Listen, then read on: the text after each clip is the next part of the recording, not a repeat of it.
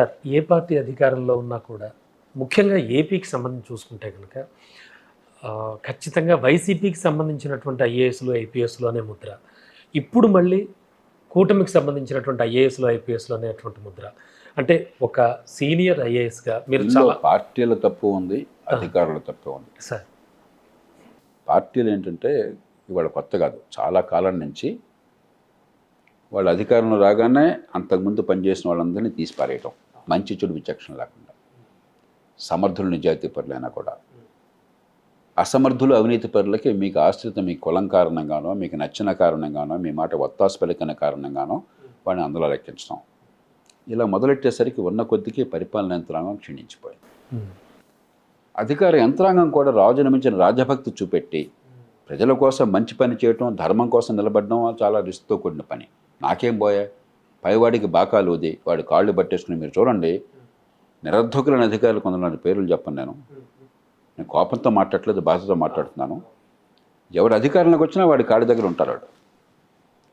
వాడు అధికారంలో ఉన్న 5 ఏళ్ల పాటు విచ్చలవిడిగా, దుర్మార్గంగా, ఏకపక్షంగా, చట్టవిరుద్ధంగా, ప్రజా సంక్షేమానికి వ్యతిరేకంగా ప్రవర్తిస్తారు. మళ్ళీ కొత్త వాడు అధికారంలోకి వస్తే మళ్ళీ మొట్టమొదటి కనిపించేది వాడే. కాళ్ళు పట్టుకునేవాడు, పూల కుర్చీలు తీసుకున్న వాడి దగ్గర పోయేవాడు, వాడి కోసం ఎదురు చూసేవాడు. మరి ఎందుకు ఇలా అయిపోతున్నారంటారు బ్యూరోక్రాట్? ఎందుకు అవుతున్నారంటే ఇప్పుడు దేనికి మీరు గౌరవాన్ని ఇస్తే అది పెరుగుతుంది.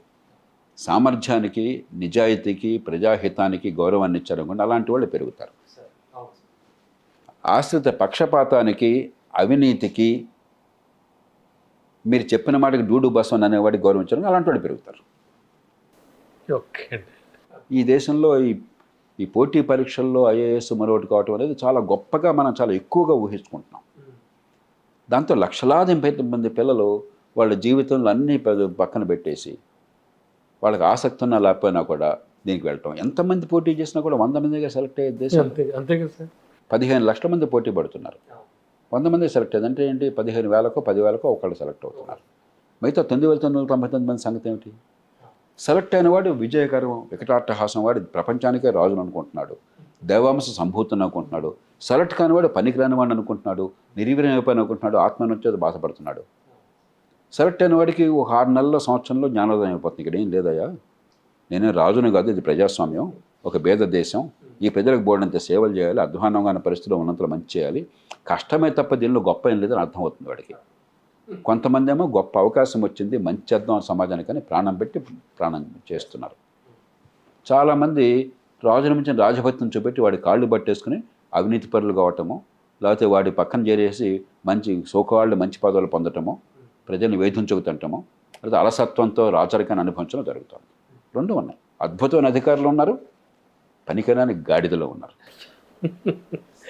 గాడిదలనే పెంచుకుంటూ పోతే గాడిదలు ఎక్కువ అవుతారు. ఎన్టీ రామారావు గారు 95లో అధికారంలోకి వచ్చాక 94 చివరిలో ఆయన నిర్ణయం తీసుకున్నారు. ఏ అధికారిని కూడా అనవసరంగానే బదిలీ చేయరు. అంత పెద్ద మ్యాండేట్తో ఆయన కొత్త ప్రభుత్వం వచ్చింది. 265 సీట్లు ఆయన మద్దతు ఇచ్చిన పార్టీలు వచ్చినాయి. 27 ఎన్నో కాంగ్రెస్కి వచ్చినాయి, అంతే. 27, 29 ప్రతిపక్ష స్థాయి కూడా రాలా. 294లో 29 కూడా రాలా. కానీ అయినా కూడా ఆయన ఏ జిల్లా కలెక్టర్ని కానీ, ఏ ఉన్నతాధికారిని కానీ నేను తీసేయను, అసమర్థత, అవినీతి ఉంటే తప్ప అని నిర్ణయం చేసి నిలబడ్డారు. దానికి అలా నిలబడాలి. అంతేగాని ఆ పార్టీ ప్రభుత్వం అంటే పనిచేసావు కాబట్టి నేను తీసేస్తున్నాను, ఆ పార్టీ ప్రభుత్వం నువ్వు పనిచేయలేదు కాబట్టి నేను దగ్గర పెట్టుకుంటాను, అది ఏ ప్రభుత్వానికి మంచిది కాదు. అది ప్రజలకు, చివరికి ప్రజలు వినాశనాన్ని దారితీస్తుంది. సమర్థులు ఎప్పుడు సమర్థులే, నీతివంతులు ఎప్పుడు నీతిమంతులే, అసమర్థులు ఎప్పుడు అసమర్థుడే, అవినీతిపడు ఎప్పుడు అవినీతిపరుడే. ఈ పార్టీ, ఈ కులం అదని అనవసరం. సమర్థుల్ని, నీతిమంతుల్ని, సమాజహితాన్ని కోరేవాళ్ళని నెత్తిన పెట్టుకోండి. మిగతా పనికిమాలిన గాడిదల్ని నేల తొక్కండి. ఖచ్చితంగా మంచితనం పెరుగుతుంది.